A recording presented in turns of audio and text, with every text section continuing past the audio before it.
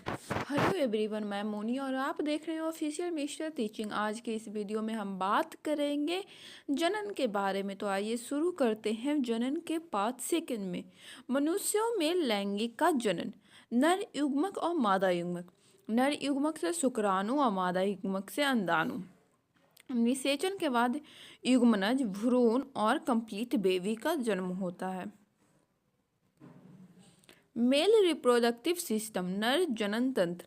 नर जनन तंत्र के मुख्य भाग: पहला वृषण, अधिवृषण, शुक्राशय, प्रोस्टेट ग्रंथि और शीर्षण। पहला वृषण, यह नर जनन तंत्र का प्राथमिक जनन अंग है। प्रत्येक नर में वृषण की संख्या एक जोड़ी होती है। यह शरीर के बाहर एक थैली नुमा संरचना में स्थित होता है जिसे वृषण कोश कहा जाता है। यह शरीर के बाहर इसलिए स्थित होता है क्योंकि शुक्राणु के निर्माण के लिए शरीर के आंतरिक तापमान से 1 से 3 डिग्री सेल्सियस कम तापमान की आवश्यकता होती है।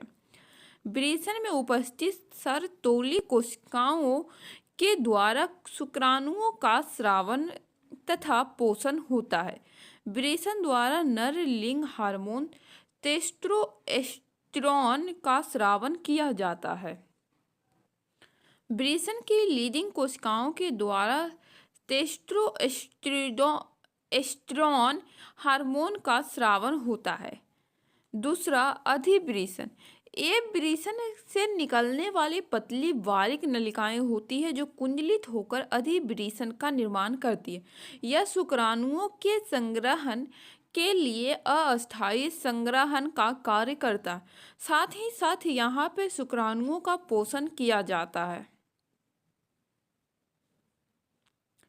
शुक्रवाहिका, यह एक नलीनुमा संरचना होती है जो शुक्राणुओं को अधिवृषण से शुक्राशय तक लेकर आती है। शुक्राशय, यह प्रोस्टेट ग्रंथि के ऊपर स्थित होता है। इसके दीवारों से एक चिपचिपा द्रव का स्रावन होता है जो शुक्राणुओं का पोषण करता है। नर जनन तंत्र का यह भाग शुक्राणुओं के संग्रहण के लिए अस्थायी संग्रहण का कार्य करता है। प्रोस्टेट ग्लैंड, प्रोस्टेट ग्रंथि, यह एक क्षारीय द्रव का स्रावन करती है जो मूत्र मार्ग में उपस्थित मूत्र की अम्लीयता को उदासीन बनाता है। साथ ही साथ यह वीर्य को एक विशेष प्रकार का गंध प्रदान करता है। कॉपर ग्लैंड, कॉपर ग्रंथि, यह प्रोस्टेट ग्रंथि के पीछे स्थित होती है। यह एक विशेष प्रकार के द्रव का स्रावन करती है जो मूत्र को गाढ़ा बनाता है। मूत्र मार्ग, यह एक मोटी पेशीय वाहिका होती है जो मूत्र तथा वीर्य के निष्कासन मार्ग के रूप में कार्य करता है। शीर्षण, पेनिस, नर जनन तंत्र का यह भाग लैंगिक प्रक्रिया में भाग लेता है तथा मूत्र एवं वीर्य के निष्कासन में सहायक होता है। सीमेन, वीर्य, एक स्खलन में वीर्य की मात्रा 2.5 से 3.5 ml है। शुक्राणुओं की संख्या 20 से 40 करोड़ है। निषेचन में केवल एक शुक्राणु भाग लेते हैं। वीर्य का pH मान 7.2 से 7.8 होता है।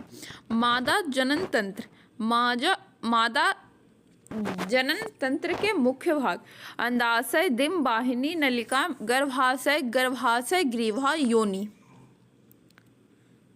अंडाशय, यह मादा जनन तंत्र का प्राथमिक जनन अंग है। प्रत्येक मादा में इसकी संख्या एक जोड़ी होती है। अंडाशय द्वारा अंडाणुओं तथा मादा लिंग हार्मोन तथा एस्ट्रोजन तथा प्रोजेस्टेरोन का स्रावन है। डिंबवाहिनी नलिका या अंडवाहिनी, प्रत्येक अंडाशय से एक नलिका प्रारंभ होती है जिसका दूसरा सिरा गर्भाशय से जुड़ा होता है जिसे डिंबवाहिनी नलिका कहा जाता है। डिंबवाहिनी नलिका के अग्र सिरे पर कीप नुमा संरचना पाई जाती है जिसे डिंबवाहिनी नलिका की कीप कहा जाता है। यह अंडाणुओं के संग्रहण में सहायक होती है। निषेचन की प्रक्रिया मादा जनन तंत्र में डिंबवाहिनी नलिका के अंदर होती है। गर्भाशय गर्भाशय नासपाती के आकार की संरचना है। इसके निचले संकरा भाग को गर्भाशय ग्रीवा कहा जाता है, जो योनि से जुड़ा रहता है। भ्रूण बनने से लेकर संपूर्ण शिशु के विकास की प्रक्रिया गर्भाशय में संपन्न होती है। योनि मादा जनन तंत्र का यह भाग लैंगिक प्रक्रिया में भाग लेता है तथा शुक्राणुओं को ग्रहण करता है। साथ ही साथ यह भाग शिशु के जन्म के लिए जन्म मार्ग का कार्य करता है। लिंग हार्मोन नर और मादा यौवना आरंभ 10 से 12 वर्ष मादा में और 13 से 15 वर्ष नर में। ऋतुस्राव या मानसिक स्राव गर्भाशय की मांसपेशियां तथा आंतरिक दीवारों का टूट कर योनि के रास्ते रक्त स्राव के रूप में बाहर निकलने की प्रक्रिया मासिक धर्म या ऋतुस्राव कहलाती है। मासिक धर्म महिलाओं में मासिक धर्म की प्रक्रिया प्रत्येक 28वें दिन पर दोहराई जाती है। परिणाम स्वरूप इसे मासिक चक्र कहा जाता है। रजोदर्शन मासिक धर्म अथवा ऋतुस्राव के पहली बार उत्पन्न होने की प्रक्रिया रजोदर्शन कहलाती है। रजोनिवृत्ति मासिक धर्म या ऋतुस्राव के पूर्ण रूप से बंद हो जाने की प्रक्रिया रजोनिवृत्ति कहलाती है। यह घटना 45 से 50 वर्ष की अवस्था में उत्पन्न होती है।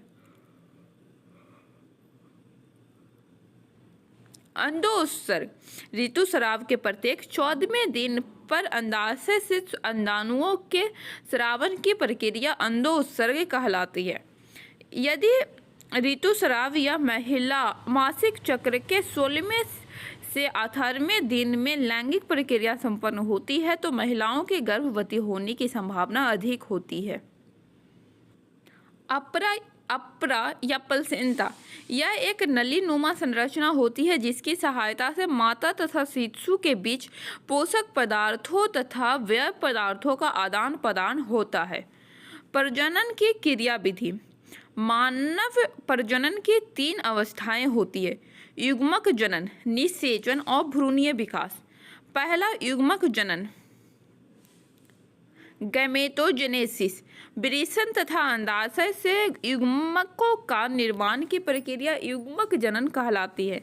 वृषण द्वारा शुक्राणुओं का निर्माण शुक्राणु जनन नर युग्मक। अंडाणु द्वारा अंडाणुओं का निर्माण अंडाणु जनन मादा युग्मक। युग्मकों का निर्माण अंडाशय तथा वृषण के जनन कोशिकाओं में अर्धसूत्री विभाजन के परिणाम स्वरूप होता है। निषेचन नर युग्मक तथा मादा युग्मक के संलयन से युग्मनज का निर्माण होता है तथा यह प्रक्रिया निषेचन कहलाती है। मानव में निषेचन महिला के शरीर के अंदर डिंबवाहिनी नलिका या फैलोपियन ट्यूब में होती है। भ्रूणीय विकास निषेचन के पश्चात बना युग्मनज समसूत्री विभाजन के द्वारा भ्रूण में परिवर्तित होना प्रारंभ हो जाती है। यह प्रक्रिया भ्रूणीय विकास कहलाती है। भ्रूण निषेचन के पश्चात लगभग 10 सप्ताह के विकसित युग्मनज को भ्रूण कहा जाता है तथा इसका विकास भ्रूणीय विकास कहलाता है। भ्रूणीय स्तर एंडोडर्म बाह्य अंग मेसोडर्म और तीसरा एक्टोडर्म आंतरिक अंग। भ्रूण के 7वें से 9वें सप्ताह के मध्य तक हाथ पैर श्वसन अंग पाचन अंग तथा तंत्रिका अंग बनते हैं। तीसरे माह में भ्रूण में कंकाल तंत्र का निर्माण हो जाता है। चौथे माह में शरीर तथा शरीर पर बाल बनना प्रारंभ हो जाता है। 5वें माह में रक्त तथा अस्थि मज्जा का निर्माण होता है। 6 माह में भ्रूण छोटे शिशु का रूप धारण कर लेता है। 7वें महीने में उसके सभी अंग भली भांति कार्य करने लगते हैं। 8वें माह में वसा का जमाव होता है। 9वें महीने में वह जन्म लेने के लिए तैयार हो जाता है। मानव का गर्भकाल 280 दिन का। पहला एंडोडर्म बाल नाखून त्वचा आँख कान दांत के इनामेल तंत्रिकाएं। दूसरा मेसोडर्म में परिवहन तंत्र, उत्सर्जन तंत्र, कंकाल तंत्र, जननांग। और तीसरा एक्टोडर्म, यकृत, अग्नाशय है। बर्थ कंट्रोल मेथड, जन्म नियंत्रण विधि। पहला बैरियर, रुकावट विधि। कॉन्डोम का उपयोग मेल में, फीमेल का कॉन्डोम, फीमियोडोम। डायफ्राम केप का उपयोग महिला। दूसरा रासायनिक विधि, मुख द्वारा खाए जाने वाली दवाओं का उपयोग। तीसरा IUCD, अंतरागर्भाशयी उपकरण, कॉपर टी। चौथा परमानेंट बर्थ कंट्रोल, अस्थायी जन्म नियंत्रण, सर्जरी मेथड।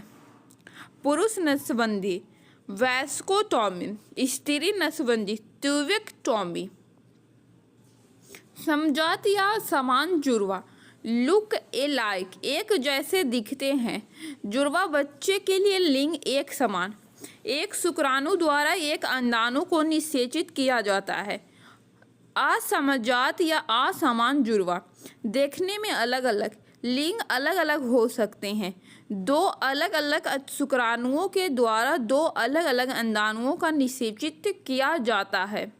अगर वीडियो पसंद आए तो लाइक करें, सब्सक्राइब करें और शेयर जरूर करें। Thank you.